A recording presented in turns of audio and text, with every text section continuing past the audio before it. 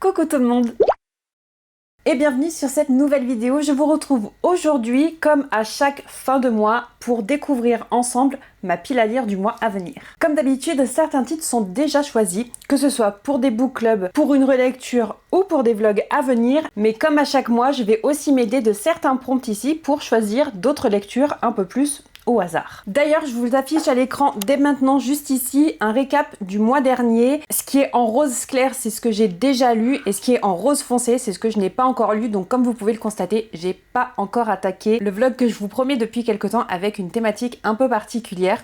Peut-être que je vais réussir ce mois-ci, on verra. En tout cas, je les garde quand même au programme. Et il y a aussi une pioche du mois dernier que je n'ai pas réussi à lire, c'était commencer une nouvelle série avec Le Temps de la Terreur, le premier tome de la nouvelle série de John Gwynne. Donc on va essayer de le recaser ici, mais je vous avoue que j'ai aussi envie d'avancer un petit peu, potentiellement sur la sélection du prix Babelio, imaginaire ou la sélection globale, mais j'aimerais bien essayer de caser quelques petites choses pour avancer un petit peu là aussi. Je vous propose donc qu'on démarre tout de suite, et comme d'habitude on va démarrer avec les livres 1, 2 et 3 qui sont des livres mystères. Moi je sais quels sont ces 3 titres, mais je veux garder la surprise pour vous puisque ce sont ces fameux 3 livres que je n'ai pas encore lus dans le cadre d'un vlog que je vous prépare depuis un petit moment déjà. Enfin je vous dis je le prépare, c'est juste que j'ai l'idée, je veux me lancer, j'ai juste pas le temps. Ce sont donc les mêmes que le mois dernier et on croise les doigts pour que j'arrive à démarrer ce vlog ce mois-ci. Le livre numéro 4, c'est ma relecture du printemps. Vous vous en souvenez peut-être, initialement ma relecture du printemps, c'était la série de l'ascension de Camelot de Kiersten White. Et en fait, quand j'ai relu le tome 1, je me suis dit que ça me plaisait plus assez pour que je poursuive ma relecture du tome 1 et découverte des tomes 2 et 3. Donc j'ai laissé tomber et à la place j'ai remplacé avec la trilogie de Red Rising de Pierce Brown. Au moment où je vous filme ça, il reste encore quelques petits jours sur le mois de mai, donc j'ai bien l'intention de terminer Golden Sun. Je l'ai juste commencé, mais je pense que ça va se lire assez vite et donc j'ai toujours prévu dans mon programme pour me tenir à mes relectures de lire le tome 3 Morning Star sur le mois de juin. Et comme ça me permettrait de terminer une série. Le livre numéro 5, quant à lui, c'est toujours la lecture du Music and Books Challenge. Et pour le mois de juin, la thématique, c'est tout simplement de lire un livre qui parle de musique. Puisque forcément, au mois de juin, c'est entre autres la fête de la musique. Donc je voulais mettre un livre qui parle de musique à l'honneur. Et la majorité des votes ont choisi Hot Wax de M.L. Rio, qui est sa dernière sortie. Je crois que le roman est sorti au mois de mars ou au mois d'avril, je sais plus bien. En tout cas, c'est très récent. Et c'est un roman dans lequel on va s'intéresser à la fille d'un leader de groupe de rock des années 90. En tout cas, à l'été 1989, elle avait été conviée sur une partie de la tournée du groupe de son père et apparemment il s'est passé un événement assez dramatique. Et 30 ans plus tard, à l'issue du décès de son père, elle va se retrouver forcée de revivre certains événements et il se pourrait bien que la tragédie frappe à nouveau. Je suis assez curieuse de retrouver M.L. Rio que j'avais déjà découvert avec If We Were Villains, qui était pas mal Dark Academia et que j'avais beaucoup apprécié, notamment sur son style d'écriture. Et je l'avais aussi beaucoup aimé avec sa novella Graveyard Shift que j'avais lu en anglais, puisque je l'avais acquis bien avant sa sortie en VF. Donc oui, très curieuse de retrouver cette autrice avec ici un autre univers, un potentiel thriller, en tout cas une lecture suspense qui se passe à cheval dans les années 90 et au présent et qui va se baser énormément sur la culture rock.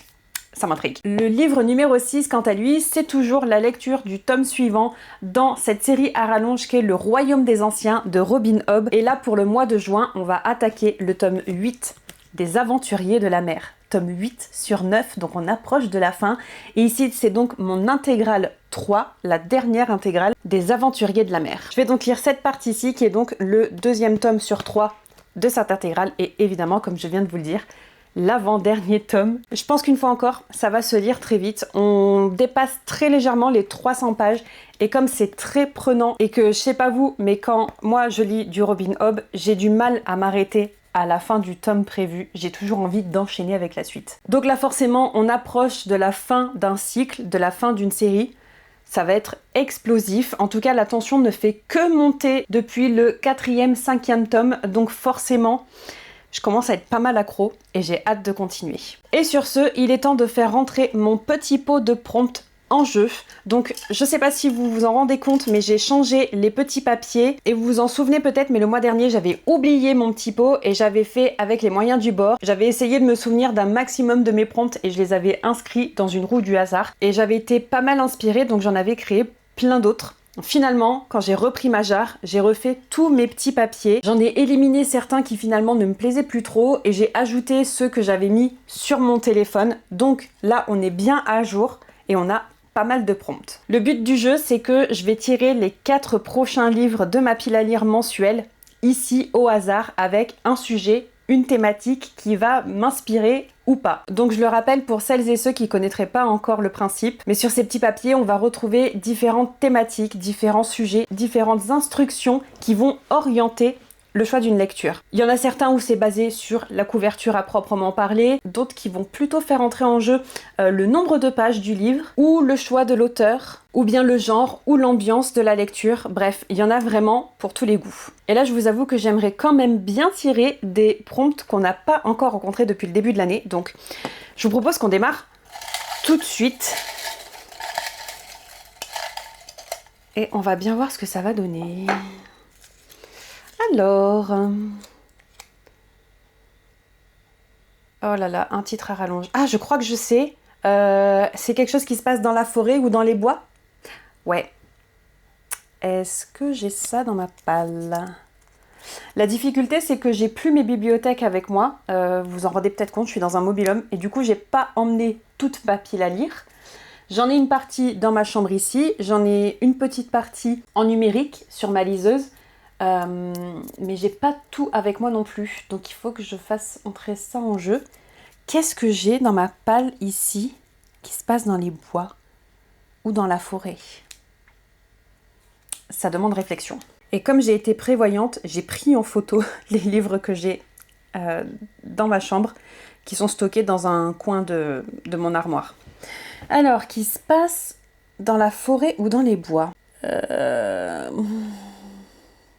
Le problème, c'est que je le sais pas forcément à l'avance. Ça, c'est vraiment une thématique particulière qu'on n'avait jamais rencontrée pour le coup. Ah, peut-être que What Moves the Dead de T. Kingfisher, ça passerait. C'est de l'horreur. C'est en VO parce que c'est jamais sorti en français. Dans la forêt ou dans les bois, peut-être. Je suis pas certaine de mon coup là, mais c'est possible. Je suis en train de me demander si le temps de la terreur de John Gwynne, on partirait pas de nouveau en partie dans la forêt ou dans les bois. C'était pas mal le cas dans la première série de l'auteur qui se passe 100 ans avant le temps de la terreur. Il y avait quand même pas mal de moments où certains personnages étaient perdus en forêt, enfin perdus. Ils étaient en forêt, ils évoluaient en forêt ou dans des bois. Et franchement, ça m'étonnerait pas, puisqu'on est toujours dans les terres bannies, de retrouver la forêt et les bois. Je pense qu'on va partir sur celui-ci, on va se le garder en tête, mais je vais réfléchir encore un peu. J'aurais peut-être bien Retour au pays de Robin Hobb, qui est une autre novella, qui est l'une des 2 novellas que j'avais achetées récemment et qui se passe avant Les Aventuriers de la mer, mais je suis pas vraiment certaine que ça soit dans les bois et dans la forêt. En général, dans ce qui est Les Aventuriers de la mer, ça se passe surtout en mer ou au bord d'un fleuve, mais forêt vraiment à proprement parler ou des bois, c'est pas tout à fait le cas. Ouais, bah écoutez, je pense qu'on va rester là-dessus. Ça va être de nouveau Le temps de la terreur de John Gwynne, ce qui est plutôt pas mal puisque je vous disais en début de vidéo qu'il fallait que j'essaye un maximum de le recaser. C'est parfait. Allez, passons donc au prompt suivant.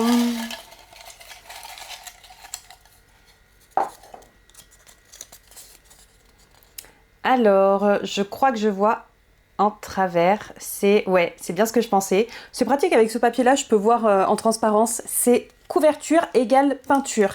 C'est-à-dire que j'ai certains livres qui ont des couvertures qui font énormément penser à des œuvres d'art et des peintures. Donc là aussi, je vais devoir re-regarder un petit peu ce que j'ai dans ma palle. Mais pour vous donner un exemple, les intégrales des Aventuriers de la mer et de tous les cycles du Royaume des Anciens, les intégrales chez J'ai lu, ce sont des couvertures façon peinture. Je sais pas si vous voyez bien à la caméra, mais j'adore.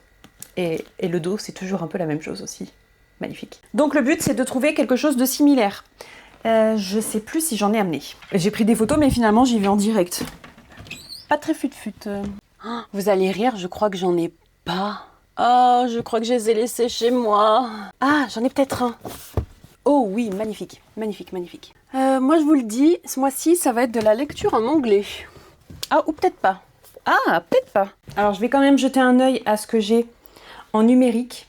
Et je crois que j'ai pas grand chose et que surtout ça n'a rien à voir avec des couvertures peinture. Non, alors figurez-vous que sur Makobo, je pensais au premier tome du Bouffon de la Couronne de Thibault Lafargue, mais c'est pas tout à fait ce que j'entends par couverture peinture. J'en ai pris 3, il y en a 2 en réalité qui font vraiment ce que j'attends. Donc je vais vous montrer le 3e, mais c'est pas vraiment ce que je veux. The Haunting of Heroes Bay d'Amanda Bloch. Alors je l'ai pris, il fait quand même un peu peinture, mais surtout il y a une double temporalité. Et dans l'une d'entre elles, on va explorer une personne qui essaie de sauver un tableau, une œuvre d'art d'un naufrage. Je suis pas tout à fait satisfaite par le côté couverture peinture, donc on va le laisser de côté. J'ai 2 options qui valent vraiment le coup. Le premier, c'est L'Auberge de la Jamaïque de Daphné du Maurier. C'est exactement ce que j'entends par couverture peinture. Magnifique. Et en plus, je lirai enfin ce classique qui traîne dans ma pile à lire depuis un moment. Et le second, c'est une lecture en anglais, The Possession of Alba Diaz d'Isabelle Cañas. Ici, on va plutôt être dans de l'historique et de l'horreur. Et je vous avoue que je sais pas trop vers lequel me tourner parce que les 2 me font pas mal envie. L'Auberge de la Jamaïque, ça fait vraiment longtemps que je veux le sortir de ma pile à lire. Et il est quand même plutôt court, donc je pense que je pourrais le lire assez rapidement.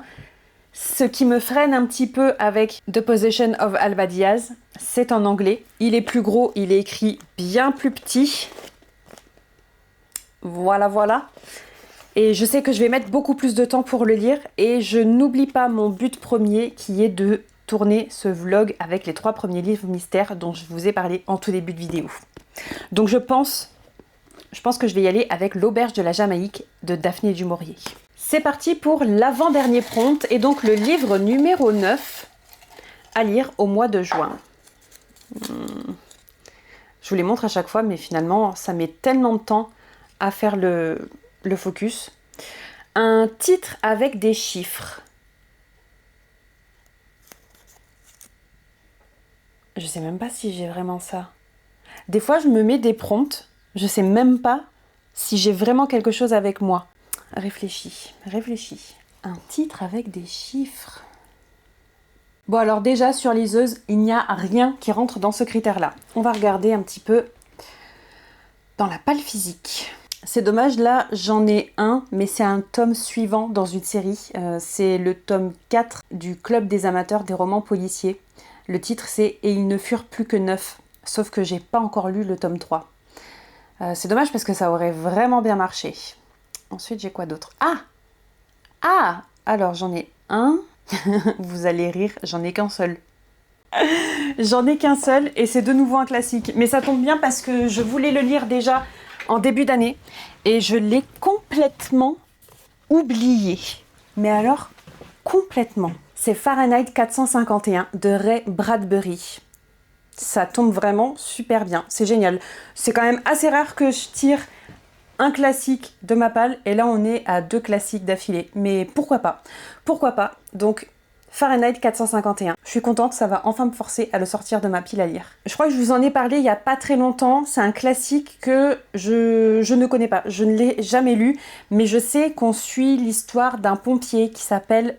Je crois qu'il s'appelle Guy Montag. Mais dans cette dystopie, les pompiers n'éteignent plus les feux. Ils sont au contraire là pour les allumer à partir de livres. Et un jour, Guy va tout remettre en question. Donc ouais, c'est une super bonne idée. Mais au moins, je sais qu'après ça, normalement, dans ma palle, j'ai plus rien avec des chiffres. C'est dommage. J'aime bien ce prompt, mais pour le coup, il me limite quand même pas mal. Et jusqu'à présent, on a tiré que des prompts que j'avais jamais tirés auparavant. Donc écoutez, on continue. Et on va voir ça avec le dernier. Est-ce que c'est quelque chose que j'ai déjà tiré et déjà réalisé ou pas? On va bien voir. Mais alors, là, comme ça, je crois pas. Pile à lire, challenge de saison. Ouais, c'est ça. J'ai pas encore fait ma palle de cet été. Je l'ai pas encore tirée parce que d'habitude, l'été, je ne fais pas de pile à lire de saison. L'automne, je fais celle du Pumpkin Autumn Challenge. En hiver, je fais celle du Cold Winter Challenge. Au printemps, je fais celle du Blossom Spring Challenge. Mais le Blossom s'achève le 31 mai. Et là, on est en train de préparer la pile de juin. Je ne fais jamais de pile à lire pour l'été parce que l'été, en général, je lis la sélection du prix Babelio de l'année. Donc là, forcément, je vais m'attaquer à celle de 2026. J'ai bien l'intention de lire les lauréats des différentes catégories et un maximum de la sélection imaginaire parce qu'elle me fait hyper envie et j'ai lu quasiment la moitié déjà. Donc autant continuer. Par contre, là, je suis un peu embêtée parce que j'ai pas préparé de palle et que en dehors de la lecture du prix Babelio, mais les lauréats n'ont pas encore été annoncés, ils seront dévoilés le 10 juin, donc je ne les connais pas encore, je ne peux pas choisir. Et sinon, ce qui est prévu vraiment à l'avance, ce sont les relectures, mais j'ai déjà choisi la relecture du mois de juin, c'est Morningstar, c'est finir la série Red Rising. Ah, c'est un peu embêtant là pour le coup. Je vais rejeter un œil à la sélection imaginaire sur Babelio, je crois qu'il n'y en a aucun dans ma pile à lire. Soit je les ai déjà lus, soit ils sont dans mon radar, mais je les ai pas dans ma palle. Et le but, c'est quand même de lire ma palle. Donc si j'ai aucun de ces romans qui sont dans ma pile à lire, je vais tirer un autre prompt. Il y a ma Ruby Chou qui est à la porte. Elle a chaud ma Ruby. Allez, viens mon petit cœur, viens à la clim. Eh oui, c'est bien. Désolée, je laisse la clim, hein, mais j'ai trop chaud. On va retirer un autre prompt parce que j'ai rien qui peut vraiment s'apparenter à ma pile à lire de l'été. Je sais pas ce que je veux lire qui est dans ma pile à lire et que je veux absolument lire cet été. Je sais même pas si je vais faire une pile à lire de l'été. Donc écoutez, on va en tirer un autre, c'est pas grave. Les aléas du direct comme on dit. C'est dommage parce que c'est un prompt que j'aime beaucoup, mais c'est juste que ça tombe pas bien. Et on va... Ah, c'est un cadeau... C'est une blague, hein, mais une relique de ma pile à lire. Bon, il y en a certains qui sont dans ma pile à lire depuis trop longtemps. Mais j'en ai un en tête et je pense que ça va être celui-ci. Je vais quand même aller voir, mais je crois que on sait un peu tous ce que je vais choisir. Allez, écoutez, le choix est très simple. Je vais aller le chercher et vous montrer. Relique de ma pile à lire et en plus, j'avancerai un petit peu dans ma pile à lire ultime de 2026 parce que je l'ai un peu laissé à l'abandon, je vous avoue tout. Mais évidemment, Warbreaker de Brandon Sanderson, ça fait littéralement au moins 2 ans qu'il est dans ma palle. Donc il est temps de se lancer. Et en plus, je vous en parlais dans une vidéo qui est sortie il n'y a pas très longtemps, mais je m'interdisais de découvrir Fils des Brumes tant que j'avais pas lu au moins Warbreaker. Donc c'est vraiment l'excuse parfaite pour enfin le sortir de ma palle. Je vous avoue qu'il me faisait peur parce qu'il fait environ 1000 pages. Ouais, on est à 982 pages. Ni plus ni moins. Mais je pense que ça va se lire quand même assez rapidement parce que ça reste du semi-poche. Donc oui, ça fait un peu peur, mais en soi, c'est pas si terrible. Je pense que ça peut vraiment le faire et surtout ça peut vraiment me plaire. Donc il est temps d'enfin découvrir Brandon Sanderson. Et normalement, on s'en reparle à la fin du mois de juin. Sinon, en relique de ma pile à lire, il y avait aussi potentiellement Le Prieuré de l'Oranger de Samantha Shannon. Mais entre les deux, c'est clairement Warbreaker qui est là depuis le plus longtemps. C'est même très certainement l'un des plus vieux livres de ma pile à lire, donc vraiment aucun regret, on part sur Warbreaker. Écoutez, je suis quand même plutôt satisfaite des 4 tirages qu'on vient de faire ensemble. Donc je vous affiche comme d'habitude un petit récapitulatif à l'écran. Les livres 1, 2 et 3, ça reste des mystères pour l'instant. Mais le livre 4, ce sera de terminer ma relecture d'une série qui là est en réalité une lecture tout simplement. Ce serait de lire Morningstar de Pierce Brown, le tome 3 de la série Red Rising. Le livre numéro 5, c'est le Music and Books Challenge avec Hot Wax de ML Rio. Le livre numéro 6, c'est le tome 8 des Aventuriers de la mer. Ensuite, pour le livre numéro 7, on avait tiré le prompt dans la forêt ou dans les bois. Et j'ai choisi de remettre Le Temps de la Terreur de John Gwynne. Le prompt numéro 2, c'est une couverture qui ressemble beaucoup ou qui s'inspire d'une peinture. Et on a donc choisi L'Auberge de la Jamaïque de Daphné du Maurier. Le prompt numéro 3, c'était un titre avec des chiffres. Et là, on a bien vu que je n'en avais qu'un seul, c'est Fahrenheit 451 de Ray Bradbury. Et enfin, le dernier prompt, c'est celui qu'on vient de tirer, une relique de ma pile à lire avec Warbreaker de Brandon Sanderson. Je crois qu'on a un bon potentiel de lecture bien marquante dans le lot et je suis assez contente. Maintenant, bah écoutez, il ne me reste plus qu'à aller lire tout ça et vous en parler dans un prochain bilan. Donc comme d'habitude, n'hésitez pas à me dire quel a été votre prompt préféré tiré aujourd'hui et quel titre vous auriez choisi de votre pile à lire. Quant à moi, je vous retrouve très bientôt dans une prochaine vidéo, le mercredi à 10 h et le samedi à 10 h aussi. Et je vous dis bye bye!